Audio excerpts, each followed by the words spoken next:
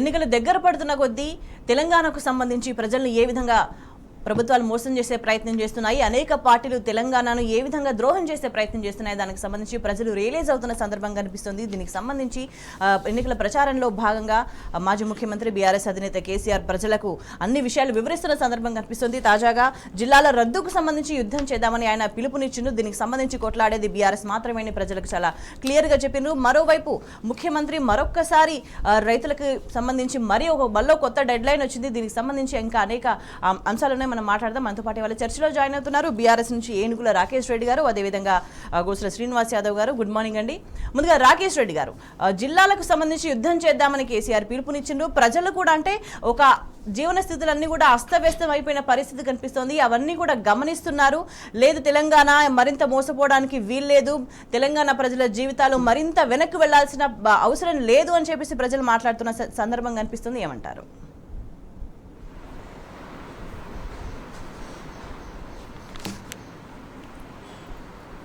తెలంగాణ ఏర్పడ్డ తర్వాత పరిపాలనను ప్రజలకు చేరువగా చేయాలనేటువంటి ఒక ఆలోచనతోనే తెలంగాణ తొలి ముఖ్యమంత్రి బీఆర్ఎస్ అధినేత కేసీఆర్ గారు ఆ రోజు 10 జిల్లాల తెలంగాణను 33 జిల్లాల తెలంగాణగా ఏర్పాటు చేయడం జరిగింది. మొదట చాలామంది భావించారు 33 జిల్లాలు నిజంగా అవసరమా, ఇవి సస్టైన్ అవుతాయా, దీనివల్ల ప్రజలకు నిజంగా ఉపయోగం జరుగుతుంది అని చెప్పి చాలామంది భావించారు. కానీ కాలగమనంలో అందరికీ అర్థమైంది కొత్త జిల్లాలు ఏర్పాటు చేయడం వల్ల నిజంగా పరిపాలన చేరువలోకి వచ్చింది. నిజంగా అధికారులను సామాన్యులు సైతం, రైతులు, రైతు కూలీలు, కార్మికులు వీళ్ళు కూడా కలవగలుగుతున్నారు అనేటువంటి విషయాన్ని అందరూ కూడా రియలైజ్ అయ్యారు. ఇప్పుడు ఉదాహరణకి మా ఉమ్మడి వరంగల్ జిల్లా తీసుకుంటే ఎక్కడ ఏటూరు నగరం, ఎక్కడ హనుమకొండ, ఎక్కడ మహబూబాబాదు, ఎక్కడ డోర్నకల్లు, ఎక్కడ హనుమకొండ, ఎక్కడ కొమరవెల్లి. అంటే మా జిల్లా కేంద్రానికి సుమారు 150 కిలోమీటర్ల దూరంలో ఉన్నటువంటి ఒక సామాన్యుడు మళ్ళీ కలెక్టర్ ఆఫీస్కి వచ్చి తన పనులు పూర్తి చేసుకుని వెళ్ళాలంటే అది నిజంగా చాలా కష్టంతో కూడుకున్నటువంటి, వ్యయ ప్రయాసాలతో కూడుకున్నటువంటి ఒక అంశం. కాబట్టి దీన్ని కేసీఆర్ గారు, టీఆర్ఎస్ పార్టీ నాయకులు లోతుగా అధ్యయనం చేసిన తర్వాత వారు జిల్లాలు ఏర్పాటు చేయడం జరిగింది. జిల్లాలు ఏర్పాటు చేయడమే కాదు, ఆ జిల్లాలో కావలసినటువంటి ప్రభుత్వ కార్యాలయాలను ఏర్పాటు చేయడము, కావలసినటువంటి ఒక వ్యవస్థను ఏర్పాటు చేయడము, ఉద్యోగస్తులను ఏర్పాటు చేయడము, ఇవన్నీ కూడా ఈ 10 ఏళ్లలో జరిగినాయి. తర్వాత ప్రతి జిల్లా కేంద్రాన్ని కూడా ఒక మంచి గుర్తింపు వచ్చింది. జిల్లా కలెక్టరేట్లను ఏర్పాటు చేశారు.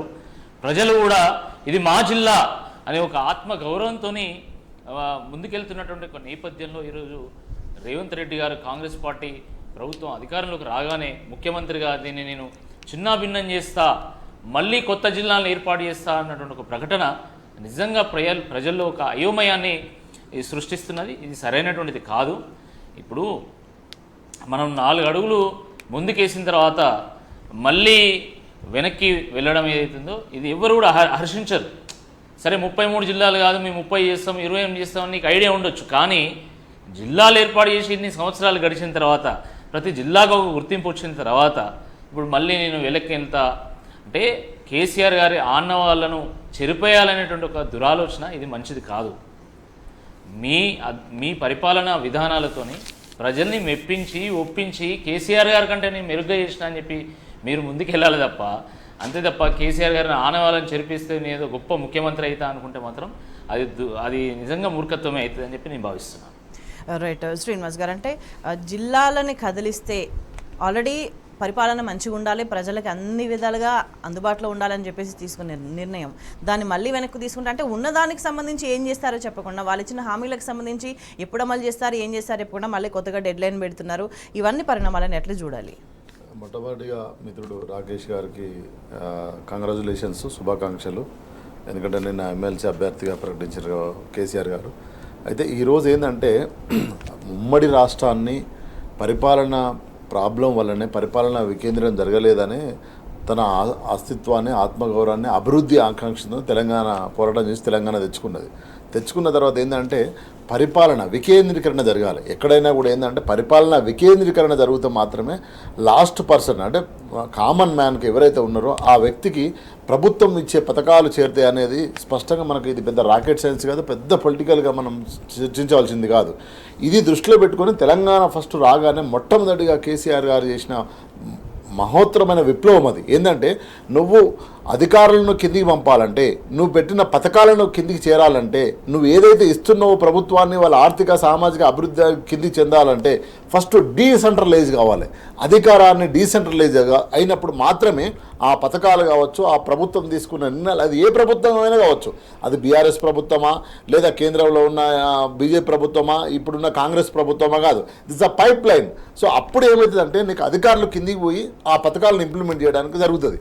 అందులో భాగంగానే దాదాపు 33 జిల్లాలు చేసిన తర్వాత ఈరోజు మిత్రులు ఆ వరంగల్ జిల్లా చెప్పాడు. ఇంకా వరంగల్ జిల్లా కంటే ఆదిలాబాద్ జిల్లా చాలా దారుణమైన పరిస్థితి. ఎక్కడ బెజ్జూరు, ఎక్కడ ఆదిలాబాద్, దాదాపు హైదరాబాద్కు ఉన్నంత డిస్టెన్స్ ఉంటుంది, 250 కిలోమీటర్ల పైన ఉంటుంది. సో ఇంకొక 50 కిలోమీటర్లు వేసుకుంటే హైదరాబాద్కి రావచ్చు బెజ్జూరు వాళ్ళు. సో అంత పెద్ద జిల్లాను 4 జిల్లాలు చేసి వికేంద్రీకరణ చేసి అధికారులను కలెక్టర్లను కిందికి పంపడం జరిగింది. దాంతోపాటే ఎప్పటి నుంచో పోరాటం చేస్తున్న లంబాడి సోదరులు మా గ్రామాలలో మా రాజ్యమే, ఇటు గోండు సోదరులు మా వాసాటే మావా నాటే, మా తండాలో మా రాజ్యమే, మా గౌడాలలో మా రాజ్యమే అని కొన్ని వేల గ్రామ పంచాయతీలు ఈరోజు గ్రామ పంచాయతీలుగా చేసినారు. ఇది మామూలు విషయం కాదు. వాళ్ళ గ్రామాన్ని వాళ్ళు పరిపాలించుకోవడం. తెలంగాణ ఎందుకు వచ్చింది, స్వాతంత్రం ఎందుకు వచ్చింది, నా దేశాన్ని నిన్ను పరిపాలించుకోవాలని మొదలుపెట్టారు కదా స్వాతంత్ర ఉద్యమము. అదే కదా, అందులో భాగంగానే కదా నా తెలంగాణ నేను పరిపాలించుకోవాలి, నా ప్రజలను నేను అభివృద్ధి చేసుకోవాలని కదా.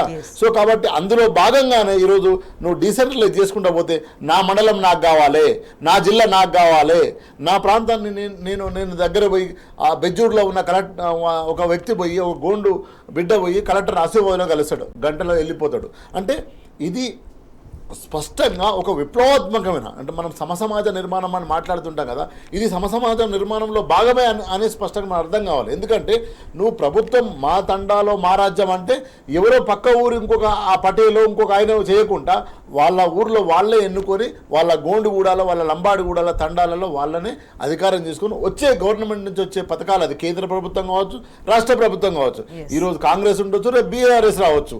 సో ఆ పథకాలను అందరికీ పంచడం కోసమే ఇది వికేంద్రీకరణ జరిగింది. ఏదో జిల్లాలో వస్తే కేసీఆర్కి పేరు వస్తుంది, ఇది అది కాదు. పేరు రావాలంటే ఇంకా అంతకంటే మంచి పని చేయాలి. ఈరోజు సెక్రటరేట్ అస్తావిస్తాలంగా ఉండే, ఏ బ్లాక్లో ఎవరు ఉంటారో తెలియదు, ఎక్కడ ఎవరు ఉంటారో తెలియదు, దాన్ని ఒక కన్సాలిడేట్గా చేయడం జరిగింది. అంటే ఇదంతా కూడా మనం అంటే కేసీఆర్ గారు ఒక లాంగ్ టర్మ్ విజన్తో చేసిండు. ఈరోజు ఆయనకు వచ్చింది పేరు, ఇంతకంటే అద్భుతంగా రేవంత్ రెడ్డి గారు చేస్తే రేవంత్ రెడ్డి గారికి వస్తుంది. ఇప్పుడు కొన్ని స్కీమ్స్ ఉంటాయి కాంగ్రెస్ దేశంలో తెచ్చినాయి, ఏది నరేగాని, దాన్ని ఎవరు కాదనలేరు. Right to food, right to education act, ఇవన్నీ కాంగ్రెస్ తెచ్చారు, మనం కాదనలేము. అంటే నేనేమంటున్నా, సో ఎవరు చేసింది వాళ్ళ క్రెడిబిలిటీ వచ్చినప్పుడు మనము ఆగమ రద్దు చేస్తాము, ఇప్పుడు నరేగాను తీసేస్తాము అంటే ఇప్పుడు అదే చేస్తున్నారు మోడీ కూడా. కాబట్టి నేనేమంటున్నా అంటే ఏ వ్యక్తి అయితే పరిపాలిస్తాడో ఆ వ్యక్తి అద్భుతంగా పరిపాలించినప్పుడు దాన్ని అప్రిషియేట్ చేయాలి, దాన్ని మనం ఫాలో అవ్వాలి. మరి అట్లాంటి రైతు బంధు ఎందుకు చేస్తుండే, ఇప్పుడు రైతు బంధు తీసి ఇంకోటి పెట్టవచ్చు కదా. సో చేయలేము అట్లా. నేనేమంటున్నా, జిల్లాలను రద్దు చేస్తా, రిజర్వేషన్లు రద్దు చేస్తామని, రిజర్వేషన్ల చర్చ, ఇదంతా ఏంటంటే ఈ 4 రోజు ఎలక్షన్లలో ఓట్లు సంపాదించుకోవడం, 4 సీట్లు సంపాదించుకోవడం కోసం మాత్రమే ఇప్పుడు కాంగ్రెస్ కావచ్చు, బీజేపీ మాట్లాడుతుంది. నేనేమంటున్నా, ఇప్పుడు స్పష్టంగా ఒక నిమిషం, కేసీఆర్ గారు ఎప్పుడైనా ఎలక్షన్లలో ఏమైతుంది స్వేచ్ఛ గారు, మీరు సీనియర్ లీడర్లు ఏం అభివృద్ధి పైన చర్చ జరగాలి, లేదా మేనిఫెస్టో పైన జరగాలి, నువ్వేమిస్తావు అనే దాని మీద చర్చ జరగాలి, నువ్వేం చేసిన దాని మీద చర్చ జరగాలి. ఈ 2 చర్చలు ఇక్కడ బీఆర్ఎస్ పార్టీ స్పష్టంగా 10 ఏళ్ళు నేను ఏం చేసిందనో చెప్తుంది, నేను ఏం చేయబోతున్నానో చెప్తుంది, నా పాత్ర ఏందని చెప్తుంది.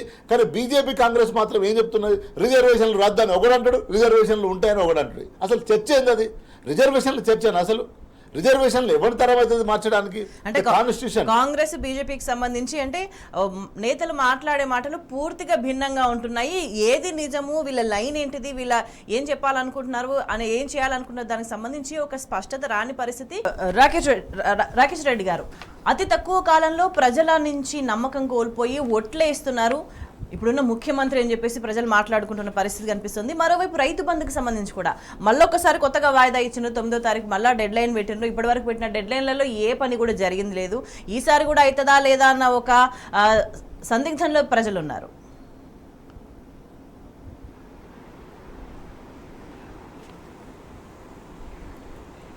అంటే మార్పు అంటే లాస్ట్కు ప్రజల నోట్లో మట్టి కొట్టింది. ప్రజలు ఎంతో ఆశతోని 2 పర్యాయాలు కేసీఆర్ గారు అనేక పథకాలు తీసుకొచ్చి అద్భుతమైనటువంటి పరిపాలన అందించినా కూడా 2 సార్లు వాళ్ళకి అవకాశం ఇచ్చింది కదా, ఒకసారి మాకు ఇవ్వండి అంటే ప్రజలు కూడా దానికి తగ్గట్టుగా రెస్పాండ్ అయ్యి ఒకసారి చూద్దాము, కాంగ్రెస్ వాళ్ళు అప్పీల్ చేస్తున్నారు కదా అని చెప్పేసి అధికారం ఇవ్వడం జరిగింది. దాంట్లో ప్రధానంగా వారు ఇచ్చినటువంటి 6 గ్యారంటీలు, 420 హామీలు ఇవి కీలక పాత్ర పోషించాయి, ప్రజల మైండ్లను చేంజ్ చేసినాయి. తీరా చూస్తే ప్రజలు గెలిపించిన తర్వాత రోజుకొక మాట మారుస్తూ ఉన్నారు. మొదట ఏమన్నారు, డిసెంబర్ 9వ తేదీ, దాని తర్వాత 100 రోజులు, దాని తర్వాత 15 ఆగస్టు. రేవంత్ రెడ్డి గారు ముఖ్యమంత్రి కాదేమో, ఈయన వాయిదాల మంత్రిలాగా తయారైపోయాడు. కాబట్టి ప్రజలు ఈరోజు అన్నీ గమనిస్తున్నారు, కాంగ్రెస్ పట్ల విశ్వాసం కోల్పోయిండ్రు. అందుకనే ముఖ్యమంత్రి గారి సభలకు కూడా ఈరోజు జనాలు రానటువంటి ఒక పరిస్థితి మనం చూస్తూ ఉన్నాం. ఖాళీ కుర్చీలు దర్శనమిస్తూ ఉన్నాయి. నేతలు, స్థానిక నేతలు తలలు పట్టుకుంటా ఉన్నారు. మేము ఎంత డబ్బులు ఖర్చు పెట్టినా కూడా ఈరోజు ప్రజలు రానటువంటి ఒక పరిస్థితి ఉన్నదని చెప్పేసి వాళ్ళు వాపోతున్నారు, వాళ్ళు ఆఫ్ ద రికార్డు చెప్తున్నారు. అంటే వాళ్ళ మీద వాళ్ళకు నమ్మకం పోయింది, ప్రజలకు విశ్వాసం పోయింది. తప్పకుండా దీని తగ్గ ఫలితాలు కూడా వస్తాయి. ఆ ముఖ్యమంత్రి గారు మాట్లాడుతున్నటువంటి మాటలు కూడా దీన్ని ప్రతిబింబిస్తున్నాయి. ఎందుకంటే ముఖ్యమంత్రి గారు ఏం చేయాలి, ముఖ్యమంత్రి గారు తన పరిపాలన యొక్క సిద్ధాంతం ఏంది, విధానాలు ఏంది, గత 4-5 నెలల్లో వారు తీసుకొచ్చినటువంటి గుణాత్మకమైనటువంటి మార్పులు ఏంది, వారు చేపట్టినటువంటి కార్యక్రమాలు ఏంది, పథకాలు ఏంది, వీటి గురించి చెప్పాలి. కానీ దురదృష్టవశాత్తు 5 నెలల తర్వాత కూడా ముఖ్యమంత్రి రేవంత్ రెడ్డి గారు ఇంకా ప్రతిపక్ష నాయకుని పాత్రనే పోషిస్తున్నట్టుగా అనిపిస్తూ ఉన్నాయి. ఇంకా కేసీఆర్ గారిని తిట్టడం, కేటీఆర్ గారిని తిట్టడం. ఎస్, విమర్శలు ఉంటాయి రాజకీయాల్లో, సహజంగా విమర్శలు, ప్రతి విమర్శలు ఉంటాయి. కేసీఆర్ గారు కానీ, కేటీఆర్ గారిని కానీ, హరీష్ రావు గారిని కానీ, టీఆర్ఎస్ పార్టీని కానీ మీరు నిజంగా సహేతుకంగా విమర్శిస్తే ప్రజలు రిసీవ్ చేసుకుంటారు.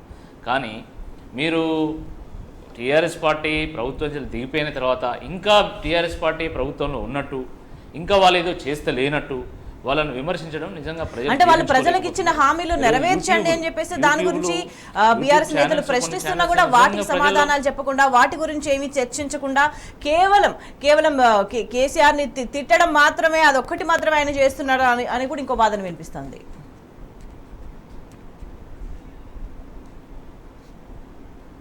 వంద శాతము వాళ్ళకు చెప్పడానికి కూడా ఏమీ లేదండి.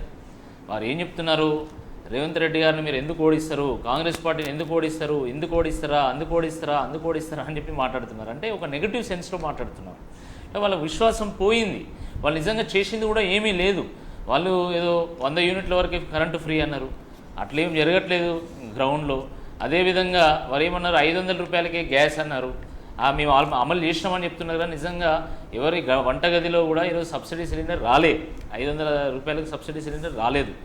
అదేవిధంగా బస్సులు ఫ్రీ అని అన్నారు, అది కూడా అన్ని బస్సులు ఫ్రీ కాదు, కొన్ని బస్సులు మాత్రమే ఫ్రీ. ఆ ఉన్న బస్సులు సరిపోవడం లేదు, బస్సు ఎక్కిన ప్రతిసారి కూడా గొడవలు జరుగుతూ ఉన్నాయి, సీట్లు దొరకడం లేదు. కాబట్టి ప్రజలు ఎక్కడ కూడా సంతృప్తిగా లేరు. పైగా కేసీఆర్ గారు ముఖ్యమంత్రిగా ఉన్నప్పుడు చేపట్టినటువంటి కార్యక్రమాలు ఏవైతున్నాయో అవి కూడా నిలిచిపోతున్నాయి. రైతు బంధు లాంటి అద్భుతమైనటువంటి కార్యక్రమం కూడా నిలిచిపోతున్నది. 10 ఏళ్లలో రానటువంటి కరువును మనం చూస్తూ ఉన్నాం. 10 ఏళ్లలో ఎండినటువంటి పంటలు ఎండిపోతూ ఉన్నాయి. ధాన్యం కొనుగోలు సరిగా జరగడం లేదు.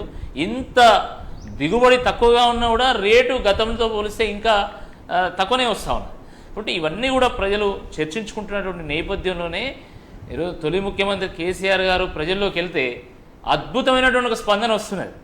నేను దాదాపుగా కేసీఆర్ గారి బస్సు యాత్రలో ఒక 6 రోజుల పాటు నేను పాల్గొన్నాను. అరే ఆ స్పందన మామూలు స్పందన కాదు. అండ్ ఇంకొకటి ఏంటంటే ఎవరో 200 ఇస్తున్నాం 300 ఇస్తున్నాం వచ్చినటువంటి వాళ్ళు ఎవరు లేరు అక్కడ కార్యకర్తలు, ముఖ్యంగా యువత చాలా పెద్ద ఎత్తున పాల్గొంటున్నారు. చాలా జోష్ కనబడతా ఉన్నది. నేను దాదాపు 12 సంవత్సరాలు నేను క్రియాశీలకంగా నేను రాజకీయాలను చూస్తూ ఉన్నాను. నేను ఒక యువ కార్యకర్తగా ప్రారంభమై ఇప్పుడు నేను మొన్నటిదాకా బీజేపీలో, ఇప్పుడు టీఆర్ఎస్లో కూడా నేను క్షుణ్ణంగా నేను అబ్జర్వ్ చేస్తున్న ఒక అబ్జర్వర్గా నేను చెప్తా ఉన్నాను.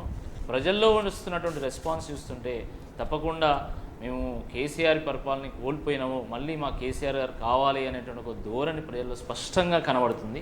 అది ఓట్ల రూపంలో మలచాల్సినటువంటి బాధ్యత టీఆర్ఎస్ పార్టీ కార్యకర్తల మీద ఉంది. నాకైతే పూర్తి విశ్వాసం ఉంది, తప్పకుండా మళ్ళీ బీఆర్ఎస్ రివైవ్ అవుతుంది. బీఆర్ఎస్ ఒక ప్రజల పక్షంగా, ఒక తెలంగాణ పక్షంగా మళ్ళీ ప్రజల అభిమానాన్ని చూర ఉంటుందని చెప్పి నాకు పూర్తి నమ్మకం ఉంది. రైట్. శ్రీనివాస్ గారు, ఒకవైపు నీళ్లు ఉండి నీళ్లు ఇయ్యక కరెంటు సరఫరా చేయక రైతులు అరిగోసపడుతున్నారు తెలంగాణ రాష్ట్రంలో గత 4.5 నెలల కాలం నుంచి కూడా. ఒకవైపు ఇటువంటి పరిస్థితులు ఉంటే కాంగ్రెస్ వల్ల, మరోవైపు మోదీ అంటారు గోదావరి తరలించిపోయే ప్రయత్నం చేస్తున్నారు. ఈ సందర్భంలో మరి తెలంగాణ ప్రజలు ఏ విషయాలు ఆలోచించాలి, ఎట్లా అప్రమత్తంగా ఉండాలి? అంటే స్పష్టంగా ఈరోజు అంటే 10 సంవత్సరాలు పరిపాలించిన కేసీఆర్ గారు తన ఇల్లును అంటే సంసారాన్ని ఎట్లా సర్ది పెట్టుకొస్తారో అట్లా పట్టుకొచ్చిండు. ఈరోజు ఏమైంది, 3 కోట్ల మెట్రిక్ టన్నుల పంట వండితే 3 కోట్ల మెట్రిక్ టన్నుల పంట అద్భుతంగా కొన్నారు. ఈరోజు మేము ఊర్లలో తిరుగుతున్నాము, రైతులు పండించిన పంటను కొనేడానికి సెంటర్ లేని పరిస్థితిలో ఉన్నది. ఆ వాటికి 500 రూపాయల బోనస్ ఇస్తానని చెప్పిన ప్రభుత్వం కూడా స్పందించలేదు. అంటే నేనేమంటున్నా, కేసీఆర్ గారు ఒక సుదీర్ఘమైన లక్ష్యంతో పరిపాలించి ఈ తెలంగాణను నెంబర్ 1 స్థానంలో తీసుకొస్తే ఈరోజు కాంగ్రెస్ పార్టీ ఏదైతే హామీలు ఇచ్చి అధికారంలోకి వచ్చింది, ఆ హామీలు కూడా వాళ్ళే లక్ష్యాన్ని పెట్టుకున్నారు. ఇప్పుడు టార్గెట్ ఏంటంటే మేడం, నేనే 10 కిలోమీటర్లు ఉరుకుతా 2 నిమిషాల్లో నేనే లక్ష్యం పెట్టుకున్నా. ఇప్పుడు బీఆర్ఎస్ పార్టీ పెట్టలే లక్ష్యాన్ని, 100 రోజులలో నేనే రుణమాఫీ చేస్తా అని, 100 రోజులలో 6 గ్యారెంటీలు ఇస్తా అని, డిసెంబర్ 9కి 2 లక్షల రూపాయల రుణమాఫీ చేస్తా అని, రైతు బంధు 15,000 ఇస్తా అని, మా ఆడబిడ్డలందరికీ 2,500 ఇస్తా అని, మా అక్క జిల్లాల బిడ్డల పెళ్ళిళ్ళు అయితే నేను తులం బంగారం 1,00,000 రూపాయలు. ఇవన్నీ ఎవరు పెట్టినరు? వాళ్ళే పెట్టుకున్న లక్ష్యాలను వాళ్ళు పెట్టుకున్నప్పుడు ప్రతిపక్షంలో ఉన్న బీఆర్ఎస్ పార్టీ పాత్ర ఏంది? ఆ లక్ష్యాన్ని గుర్తు చేయడమే బీఆర్ఎస్ పార్టీ అంతే. ఎందుకంటే తెలంగాణ ప్రజలు ప్రతిపక్షంలో ఉండి మీరు మా వైపు నుండి పోరాటం చేయమని 39 సీట్లు ఇచ్చిండ్రు, అధికార పక్షంలో నిన్ను ఊసబెట్టిండ్రు. సో అధికార పక్షంలో ఊసబెట్టిన నువ్వు లక్ష్యాన్ని పెట్టుకున్నావు, నేను ఇన్ని రోజులలో ఇన్ని కిలోమీటర్లు ఉక్తా ఇంత పని చేస్తా అని. దాన్ని గుర్తు చేయడమే ఈరోజు బీఆర్ఎస్ చేస్తున్న పాత్ర, ప్రజలు ఇచ్చిన పాత్ర కూడా అదే. దానికి వీళ్ళు చాలాజులు విసిరడము, దేవుళ్ళ మీద ఒట్టు ఎప్పుడు పెడతారండి? మనం సహజంగా తెలంగాణలో మాట తప్పుతున్నప్పుడు మాత్రమే ఒట్టు వస్తుంది, మాట తప్పపోతే ఒట్టే రాదు. అంటే 10 రూపాయలు ఇస్తా అంటే ప్రజలు కూడా ఇది చెయ్యండి, ఇది కావాలి, ముందు ఇది చేసి చూపియండి అని చెప్పి క్లియర్ గా అడుగుతున్న సందర్భం ఉంది. అట్లా అడుగుతున్నా కూడా వీళ్ళు అడుగుతున్న వాటి గురించి మాట్లాడకుండా ఇంకేదో మాట్లాడుతున్నారు. ఏమంటున్నా, రైతులు పంట పండించిండ్రు, ఆ పంటకు 500 రూపాయల బోనస్ ఇస్తానన్నావు, ఆ బోనస్ అడుగుతున్నారు. కానీ బీజేపీ ఏం చేస్తుంది? WWF గేమ్ లాగా వీళ్ళిద్దరు రిజర్వేషన్లు అనేది ఒక స్టంట్ బయటకు తీసుకొచ్చారు. ఆ రిజర్వేషన్లు అయ్యేది లేదు, పోయేది. ఈ రెండు ప్రభుత్వాలు, 2 పార్టీలు కేంద్రంలో ఉన్నాయి. గతంలో కాంగ్రెస్ పరిపాలించింది, మొన్న 10 ఏళ్ళు, అంతకుముందు 5 ఏళ్ళు బీజేపీ పరిపాలించింది. బీసీ జనగణన ఎందుకు చేయలేదు? ఈరోజు ఈ దేశంలో కుక్కల పేర్లు, కుక్కల లెక్కలు, పందుల లెక్కలు, పిట్టల లెక్కలు, పులుల లెక్కలు, మొత్తం జీవరాశిలో ఉన్న అన్ని లెక్కలు ఈ ప్రభుత్వం దగ్గర ఉన్నాయి కదా, చేసింది కదా, 10 ఏళ్ళకోసారి చేసింది కదా. మరి మనుషులం కదా. ఇది బీసీ అంటే బీసీ కాదు, బాపరోళ్ళు ఎంత ఉన్నారు, బాపరోళ్ళ పేదోళ్ళు ఎంత ఉన్నారు, కోమటోళ్ళు ఎంత ఉన్నారు, కోమటోళ్ళ పేదోళ్ళు ఎంత ఉన్నారు, కమ్మోళ్ళు ఎంత ఉన్నారు. ఇది అగ్రవర్ణాలు పేదవాళ్ళు కానీ మొత్తం ఈ దేశంలో ఉన్న ప్రజలు ఎవరు ఎంతున్నారనేది తెలవాలి. ఎవరి ఆకలి మంట, ఆకలి కేకలు ఎంత ఉన్నాయని తెలవాలి. పేద బ్రాహ్మణుడు ఉన్నాడు, ఉన్నతమైన బ్రాహ్మణుడు ఉన్నాడు, పేద యాదవ్ ఉన్నాడు, ఉన్నతమైన యాదవ్ ఉన్నాడు, పేద రెడ్డి ఉన్నాడు, ఎవరిది ఏందో లెక్కలు తెలుసమని చెప్తున్నారు. ఎందుకు తెలుసలేదు? నేను బీసీ ప్రధానమంత్రి అని చెప్పుకుంటున్నాడు మోడీ, మరి బీసీ ప్రధానమంత్రి అయితే 10 ఏళ్ళు ఎందుకు లెక్కలు తెలుసలే? అదేవిధంగా ఈ కాంగ్రెస్ మాట్లాడుతుంది రిజర్వేషన్ల గురించి, మరి 65 ఏళ్ళు పరిపాలించినావు కదా, ఎవరు లెక్క ఎందుకు తెలుసలేదు నువ్వు? అంటే నేనేమంటున్నా, ఈ ఎలక్షన్ల కోసము 4 ఓట్లు సంపాదించడం కోసము, 4 సీట్ల కోసము ఇద్దరు, ఒకడేమో రిజర్వేషన్ ఉండదంటాడు, ఒకడు రిజర్వేషన్ ఉంటుంది అంటాడు, ఒకడు రాజ్యాంగాన్ని మారుస్తుంటాడు, ఒకడు రాజ్యాంగాన్ని మారవని అంటాడు. అసలు రాజ్యాంగాన్ని మార్చడానికి నువ్వెవరు నేనెవరు రా భయ్? నేనెవరు రాజ్యాంగాన్ని మార్చడానికి? ఆ రాజ్యాంగాన్ని ముట్టుకుంటే నా ఇందిరాగాంధీకి ఏ గది పట్టిందో ఆ గది పడుతుంది, ఏ పరిస్థితి ఉందో. అంటే నేనేమంటున్నా, ప్రజలకు, తెలంగాణ ప్రజలకు అభివృద్ధి ఎజెండా కాకుండా, అభివృద్ధి మీద చర్చ పెట్టకుండా, మీరు ఇచ్చిన మేనిఫెస్టో మీద చర్చ పెట్టకుండా, మీరు చేసిన అభివృద్ధి మీద మాట్లాడకుండా రిజర్వేషన్లు అనే స్టంట్ను తీసుకొచ్చి ఈరోజు 4 ఓట్లు దండుకునే ప్రయత్నం చేస్తున్నారు. కానీ తెలంగాణ ప్రజలు స్పష్టంగా చాలా విప్లవాత్మకమైన ఆలోచించే ప్రజలు కాబట్టి మీకు కర్రు కాల్చి వాత పెట్టుడు ఖాయం, స్పష్టంగా అర్థమవుతుంది. నేను ఇవన్నీ రైతు బంధు, రైతు బీమా, ఇప్పుడు కళ్ళంలో ఓట్లున్నాయండి, రోడ్ల మీద ఓట్లు పోసుకొని ఉన్నారు. ఈ ఓట్లు పట్టలేరు. ఇప్పుడు ఓట్లకు 500 బోనస్ ఇస్తా అంటాను. ఏదో రైతు బంధు గంగల కలిసింది, నువ్వు ఇయ్యలే, అయిపోయింది, రైతు బంధు అయిపోయింది, పంట చేతికి వచ్చింది, నా పంట చేతి, ఈ పంటకు 500 బోనస్ ఇస్తాను, బోనస్ సంగతి ఏందని అడుగుతున్నారు రైతులు. కాబట్టి 100% బీఆర్ఎస్ వైపు ప్రజలు ఆలోచిస్తున్నారు. కాబట్టి నేనేమంటున్నా అంటే, ఇప్పటికైనా మీరు ఇచ్చిన హామీలను నిలబెట్టుకోండి. మీకు తెలంగాణ ప్రజలు మేడం మ్యాండేటరీగా 65 సీట్లు 64 మీ మిత్రపక్షంతో కలిపి 65 సీట్లు ఇచ్చారు. అధికారాన్ని అద్భుతంగా మీరు పరిపాలించండి అన్నాడు. మా అభివృద్ధిని ముందుకు తీసుకుపోండి. తెలంగాణ ప్రజలు వాళ్ళకి ఏం కావాలి అనే అంశాలతో పాటు తెలంగాణని ఎందుకు తెచ్చుకున్నామో అనే విషయాలకు సంబంధించి కూడా 10 ఏళ్ల తర్వాత కూడా మళ్ళీ ఆలోచించాల్సిన పరిస్థితి, మళ్ళీ తెలంగాణను కాపాడుకోవడానికి ఏం చేయాలి, ఒక ప్రయత్నం చేయాల్సిన అవసరం వచ్చిందని ఆలోచిస్తున్నారు. రాకేష్ గారు, రాష్ట్రం ఏర్పడి 10 ఏళ్ళు అయిన తర్వాత 10 ఏళ్ళు సొంతంగా పరిపాలించుకున్న తర్వాత ఇప్పుడు కూడా తెలంగాణ అస్తిత్వం కోసం, ఆత్మగౌరవం కోసం మళ్ళీ పోరాడాల్సిన పరిస్థితి వచ్చింది. ఎందుకు ఈ దుస్థితి వచ్చిందని కూడా ప్రజలు ఆలోచిస్తున్న సందర్భం కనిపిస్తుంది. మరోవైపు హైదరాబాద్కి సంబంధించి కూడా ఈ సందర్భంలో, ఈ నేపథ్యంలో ఇంకా కుట్రలు జరుగుతున్నాయి. తెలంగాణకు సంబంధించి ఉమ్మడి రాజధానిగా కొనసాగించాలి అనే ఆలోచనలో ఉన్నారు. అదేవిధంగా విభజన హామీలకు సంబంధించి కూడా ఏ విధంగా చూసినా మళ్ళీ తెలంగాణను విభజన ముందు ఎట్లా ఉండేదో వెనక్కు తీసుకుపోయే ప్రమాదమే కనిపిస్తోంది అనే ఒక అభిప్రాయం వ్యక్తమవుతుంది.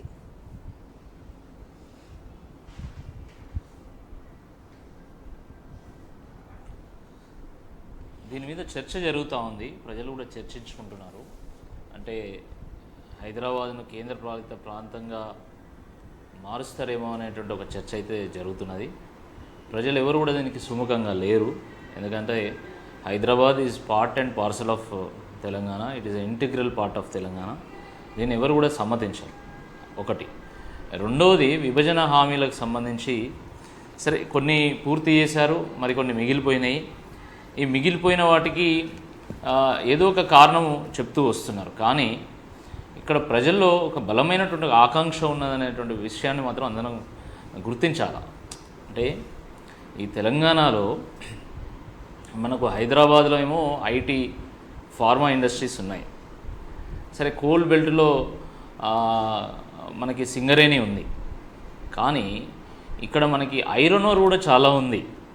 ఆ ఐరన్ ఓర్కు సంబంధించి కూడా కొన్ని కంపెనీస్ వస్తాయి, ఇక్కడ ఉద్యోగాలు వస్తాయి. తద్వారా సగటు ఆదాయం పెరుగుతుంది, జీవన ప్రమాణాలు కూడా పెరుగుతాయి అని చెప్పేసి చాలామంది భావిస్తున్నటువంటి నేపథ్యం మనకు తెలుసు. కాబట్టి ఆ దిశగా కేంద్ర రాష్ట్ర ప్రభుత్వాలు అడుగు వేయాలని చాలా బలంగా కోరుకుంటున్నారు. దాన్ని తప్పకుండా గుర్తించాలి. ఇప్పుడు ఆయా ప్రాంతాల్లో ఎక్కడైతే ఇప్పుడు ఫర్ ఎగ్జాంపుల్ బయ్యారంలో ఉక్కు ఫ్యాక్టరీ కావాలని ప్రజలు కోరుకుంటున్నారో అక్కడ దీని మీద చాలా చర్చ జరుగుతుంది. నేను ఇల్లందు పోయినప్పుడు కానీ ఇంకా బయ్యారం పోయినప్పుడు కూడా నేను చాలామంది నోటి నుండి విన్నాను. సరే, దానికి కేంద్ర ప్రభుత్వం ఒక రీజన్ చెప్తా ఉంది, రాష్ట్ర ప్రభుత్వం ఏదో లేదు దీనికి అవకాశం ఉందని చెప్తా ఉంది. బట్ ఒక్కటి మాత్రం వాస్తవం, ప్రజాస్వామ్యంలో ఏ పొలిటికల్ పార్టీ అయినా, ఏ పొలిటికల్ లీడర్ అయినా కూడా ప్రజల ఆకాంక్ష మేరకు నడుచుకోవాల్సి వస్తుంది. నిజంగా అక్కడ ఏమైనా డిఫికల్టీ ఉంటే ఆ డిఫికల్టీని అధిగమించి కూడా ప్రజల ఆకాంక్షను ఏ విధంగా నెరవేర్చానో రాజకీయ పార్టీలు ఆలోచిస్తే బాగుంటుంది. రైట్ శ్రీనివాస్ గారు, అంటే వీటి ప్రభావం ఎట్లా ఉంటుంది ఈ అంశాలకు సంబంధించి? కాలయాపన చేస్తూ వస్తుంది అంటే 10 ఏళ్ళు అయిన తర్వాత కూడా మళ్ళీ ఇవన్నీ ఆలోచించాలా? అదే అంటే మనం తెలంగాణ మళ్ళీ వెనకపోతే దాన్ని భయపడాలా? అదే ఏ నీళ్ళకైతే నిధుల కోసం ఏదైతే మన ఆత్మగౌరవం కోసం పోరాటం చేసి తెచ్చుకున్నామో తెలంగాణ హౌస్లో అయింది బిల్లు. ఇది కేంద్ర ప్రభుత్వం, భారతదేశ ప్రభుత్వం హౌస్ ఏదైతే పార్లమెంట్లో ఆడ ఏదైతే హామీలు ఉన్నాయో ఈ హామీలు మనం ఇద్దరం మాట్లాడుకోలేదు, లేదా బీఆర్ఎస్ మేనిఫెస్టోలో కాంగ్రెస్ మేనిఫెస్టోలో పెట్టలే. సో ఇది చట్టంలో ఉన్నాయి. చట్టంలో ఉన్నప్పుడు బీజేపీ పార్టీ కూడా అక్కడ ఉంది. ఆమె పెద్దమ్మ అయితే నేను చిన్నమ్మని సుష్మా స్వరాజ్ గారు స్వర్గీయులు ఆమె కూడా మాట్లాడడం జరిగింది ఆ రోజు. సో ఈ చట్టాన్ని 10 ఏళ్ళు బీజేపీ ప్రభుత్వం ఉంది, 10 ఏళ్ళు బీజేపీ నాయకులు ఇక్కడ తిరుగుతున్నారు, మేమే అధికారంలోకి వస్తా అంటున్నారు. కనీసం దాంట్లో కోచ్ ఫ్యాక్టరీ, కనీసం నవోదయ స్కూల్స్ అండి, మన పిల్లలకు నవోదయ స్కూల్స్, జిల్లాకు స్కూల్ కావాలి, జిల్లాకు నవోదయ స్కూల్స్ లేకపోయినా. అంటే నేనేమంటున్నా, తెలంగాణ మీద అధికారం కావాలనుకున్నాయి తప్ప తెలంగాణ అభివృద్ధి కావాలనుకుని రెండు పార్టీలు అనుకోలేదు. ఎందుకు అనుకోలేదు కాబట్టే తెలంగాణ కోసం ఉద్యమం వచ్చింది, తెలంగాణ సాధించుకున్నాం. ఇది ఓపెన్ సీక్రెట్, పెద్ద ఇదేం లేదు. తెలంగాణ అభివృద్ధి అనుకుంటే తెలంగాణ అనే ఎజెండానే రాదు. తెలంగాణ ఎజెండా వచ్చింది, కేసీఆర్ అనే ఒక నాయకుడు పుట్టిండు అంటే అవమానాలు జరిగినాయి, ఆత్మగౌరవం పోయింది, అభివృద్ధి కాలేదు. కాబట్టి అందులో భాగంగానే వచ్చింది. కాబట్టి ఈరోజు స్పష్టంగా రెండు పార్టీలు ఈ తెలంగాణకు చాలా అన్యాయం చేసినాయి. ఇప్పటికైనా వాళ్ళు ఏం మాట్లాడతలేరు, ఓన్లీ రిజర్వేషన్. ఇప్పటికి కూడా ఆ చట్టం చేసిన దాని మీద ఈ రెండు పార్టీలు మాట్లాడుతున్నాయా? పోరాటం చేసిన పార్టీ బీఆర్ఎస్ పార్టీ మాట్లాడుతుంది తప్ప చట్టం చేసిన రెండు పార్టీలు సౌత్ లో ఉన్న రెండు పార్టీలు కూడా డిస్కస్ చేస్తలేవు. ఏం చేస్తున్నాయి అసలు పనికి మాలిన చర్చ రిజర్వేషన్ అనేది పట్టుకొచ్చినాయి. ఒకడు తీయనని ఒకడు. కాబట్టి ఇదంతా ప్రజలు తెలంగాణ ప్రజలు గుర్తిస్తున్నారు. తప్పకుండా ఏదైతే ప్రజల గొంతుక బీఆర్ఎస్ పార్టీ అనుకుంటున్నారు, ప్రజల గొంతుకకు ఈరోజు పట్టం కట్టే పరిస్థితి తెలంగాణ ప్రజలలో స్పష్టంగా కనిపిస్తుంది. ఎందుకంటే ప్రజల గొంతుక లేకపోతే రేపు రాష్ట్రంలో ఉన్న ఏదైతే వాళ్ళు పెట్టుకున్న లక్ష్యాలు ఉన్నాయో, వాళ్ళు ఇచ్చిన హామీలు ఉన్నాయో అవి అమలు కావని ఈ 4 నెలల్లోనే అర్థమైపోయింది. తెలంగాణ కూడా అంటే 10 ఏళ్ల తర్వాత కూడా ఇంకా ఆత్మగౌరవాన్ని అస్తిత్వాన్ని కాపాడుకోవాల్సిన సందర్భంలో ఉన్నామని తెలంగాణ ప్రజలు గమనించారు. అంటే ఇప్పటికీ రాష్ట్రంలో ఎవరు అధికారంలో ఉంటే తెలంగాణకి ఏం జరుగుతుందో అన్ని చూసిన తెలంగాణ ప్రజలు, తెలంగాణ సమాజం, ఇక కేంద్రంలో ఎవరు ఏం జరుగుతుంది, తెలంగాణ ప్రయోజనాలు కాపాడాలంటే ఎవరికి అధికారం ఇవ్వాలని దానికి సంబంధించి ఒక స్పష్టతతో ఉన్నారు అన్న అభిప్రాయం వ్యక్తమవుతుంది. చర్చలో పాల్గొన్న రాకేష్ రెడ్డి గారికి, శ్రీనివాస్ యాదవ్ గారికి ధన్యవాదాలు. That's all for now. Stay tuned.